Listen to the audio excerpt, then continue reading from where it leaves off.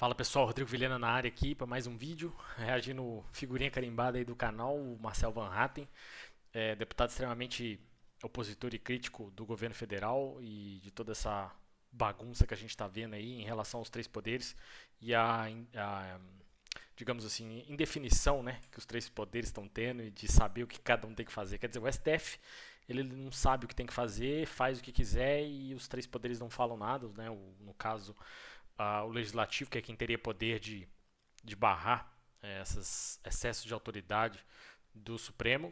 E vale uma reflexão. Um problema da gente ter a república como a gente tem, e não a federativa, né, é que a gente tem a centralização de poder dentro de Brasília, né, do governo federal. E com isso, com essa centralização de poder, a gente corre muitos riscos de qualquer desalinho, desacordo mais grave, digamos assim, que fuja, né, das regras democráticas e republicanas que a gente sempre tem seguido, ao longo dos anos, aí, desde 88, essa centralização de poder é bem perigoso para o resto do país, porque, afinal de contas, o poder está na mão de poucas pessoas, né? Poderíamos ter esse poder um pouco mais liquefeito entre os estados, mas infelizmente está na mão desses homens e a gente vê que a cada dia que passa fica cada vez mais óbvio. Eu disse isso aqui num outro vídeo. O problema não é acreditar que não era assim, porque no fundo todo mundo aqui sabia que era meio assim, né? Esses conluios, essas coisas meio loucas assim que acontecem lá, que são estapafúrdios difíceis de acreditar até, por mais que você já imagine que seja dessa forma, né? Mas uma curiosidade sobre essa questão é que se a gente parar para pensar bem sobre o assunto, o problema de agora é que está sendo muito na cara, sabe? Muito óbvio, e isso causa um pouco de estranheza, um revirar no estômago estranho, de que eles já não têm mais medo de mostrarem que aqui eles vieram, sabe? Por que eles estão lá, o que eles querem fazer, quais são os seus desejos. O Lula mesmo recentemente comemorou o fato de ter escolhido um ministro para o STF que tem ideologias autoritárias e de altíssimo nível de repressão, né? Os ideais dele. Então a gente está nos maus lençóis aí, espero que não chegue a um ponto tão grave daquele que a gente pode imaginar que possa chegar, mas vamos ver como é que são as cenas dos próximos capítulos. Mas por enquanto vamos ver o que o Van Hatten tem a dizer em relação a esse excesso de perseguição, né, à oposição.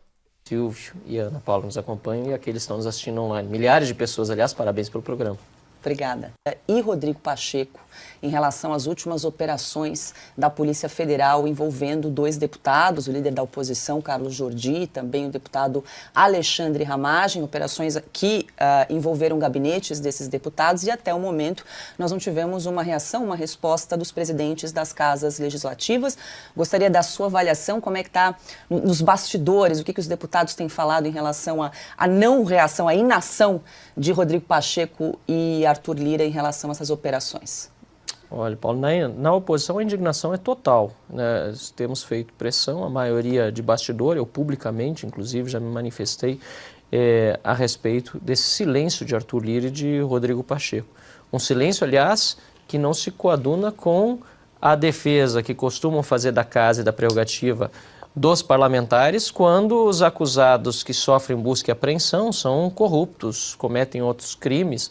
Agora, quando não há nenhum tipo de evidência séria de cometimento de qualquer crime por Carlos Jordi e toda a questão envolvendo o delegado Ramagem, hoje ainda foi exposta a decisão do ministro Alexandre de Moraes, demonstrando uma completa também incongruência entre os fatos elencados ali, quando acontece esse tipo de perseguição política clara, né, e a utilização da Polícia Federal, a instrumentalização dela pelo Supremo Tribunal Federal contra parlamentares, nós vivemos um momento de absoluto silêncio dos presidentes das duas casas. Então, nós agora que retornaremos aos trabalhos parlamentares na semana que vem, o recesso está se encerrando, vamos ter de pressionar muito fortemente lá da tribuna, das comissões, para que os presidentes das duas casas se manifestem e ajam contra esses abusos de autoridade que estão sendo feitos pelo Supremo Tribunal Federal. Perfeito, deputado. Vou abrir a rodada agora para as perguntas dos nossos comentaristas. Adalberto Piotto. Deputado, bem-vindo. Boa noite ao senhor. Por que o senhor acha que eles estão silentes assim? Causa espécie, o senhor já fez menção, mas Claro. por que esse silêncio Bom, diante de tamanhas evidências? Em primeiro lugar, porque está sendo conveniente para os dois presidentes da casa essa parceria com o consórcio Lula-STF. Vamos ver o que ele tem para dizer em relação ao que é conveniente. Porque é muito importante a gente interpretar isso também. Quando a gente fala sobre questão de oposição, né, e a gente vê alguns políticos falando sobre isso, e tem que tomar cuidado quando você vai julgar o político que você elegeu, principalmente da esfera federal, né, deputados federais, senador e tudo mais, porque eles precisam eles precisam conviver lá dentro, né, e a convivência deles é esses acordos para fazer com que certos projetos de interesse da população que votou nesses homens passe. É claro que a gente sabe que tem alguns aí que estão sacaneando com seus eleitores, para dizer o mínimo, né? Mas, no geral, a gente precisa entender que não existe política no cenário atual da política brasileira em que você faz apenas com a sua bancada, a base que está do seu lado, a vertente política que segue os mesmos ideais, pelo menos são ideais mais simétricos com o que você tem, né? Então você precisa saber lidar com todos os outros também. Isso que ele está falando é muito importante porque ele tem um pouco mais de noção do que está acontecendo lá dentro, né? Claro que sempre tem os manipuladores, aqueles que falam alguma coisa mesmo lá por debaixo dos panos, dizem uma coisa mas fazem outra, então a gente ainda assim não tem 100% de certeza do que está sendo dito e qual que é o tamanho da veracidade e por que está sendo dito aquilo, mas pelo menos ele traz uma ótica um pouco mais próxima de tudo isso, né? Eles, na verdade, estão agindo em conjunto. Arthur Lira teve vários processos seus arquivados, inclusive, recentemente, teve uma busca e apreensão a um assessor seu, que inclusive foi pego com dinheiro que supostamente era ilícito, e o ministro Gilmar Mendes mandou devolver e destruir as provas todas que a Polícia Federal tinha colhido junto a assessor. Isso é muito perigoso, porque é como se nunca tivesse acontecido, né? Eles apagam dos anais da história todas essas histórias, todos esses acontecimentos, essas investigações que foram feitas de fato e de uma forma que não tem justificativa nenhuma, né? Se vocês procurarem sobre essa questão, isso que o Marcel acabou de citar, foi um caso que simplesmente foi apagado pelo ministro Gilmar Mendes e é exatamente isso, destruir as provas e esquecer, né? Vamos ver o que mais. Assessores do seu entorno, porque, como tinha chegado no Arthur Lira, a investigação teria de ser feita inteiramente pelo Supremo Tribunal Federal, o que não é verdade, porque ela não iniciou no Arthur Lira a investigação. Então nós estamos vendo que é uma conveniência também de Rodrigo Pacheco, que tem sido um aliado de primeira hora dos ministros do Supremo Tribunal Federal, que se transformaram num verdadeiro corpo político, né, unido, que tem trabalhado nesse consórcio junto com Lula. Agora, por outro lado, o que nós estamos vendo principalmente no Senado é que a proximidade das próximas, desculpe pela repetição que faço aqui, mas das eleições de 2026, cada vez se aproximando mais, acaba fazendo com que haja uma pressão sobre o Pacheco, porque a população tem pressionado os senadores, os que lá estão, para tomarem atitudes. Eu não sei se você não está, comece a pressionar o Rodrigo Pacheco pelos canais de comunicação para que ele faça alguma coisa. Ele é daqui de Minas, assim como eu, e eu pressiono ele todo momento, tenho mandado e-mails frequentemente para ele, porque ele tem que entender que ele está colocando em risco sua reeleição pelo Estado. A gente sabe que em 2026 serão abertas 2 vagas para o Senado, inclusive, se eu não me engano, a dele também entra nesse meio, vai ficar em aberto também, né? E ele tem pretensões, já ouviram um zum, mas aí não é certeza, é só um zum mesmo, porque está distante, da possibilidade dele se candidatar a governador do Estado. Se ele continuar desse jeito, vai ter muita gente fazendo força para que ele não seja eleito, até porque ele não tem feito por merecer, né? A gente vota nele, escolhe ele, para quem não sabe, ele é um centrão, mas tem agido como se fosse base do governo, né? E a gente sabe que o presidente da casa não pode ser base do governo, porque senão não vai funcionar direito, né? Mas vamos ver o que mais que ele tem para agregar aí. Contra o Supremo Tribunal Federal, porque quem pode fazer alguma coisa realmente é o Senado da República, né?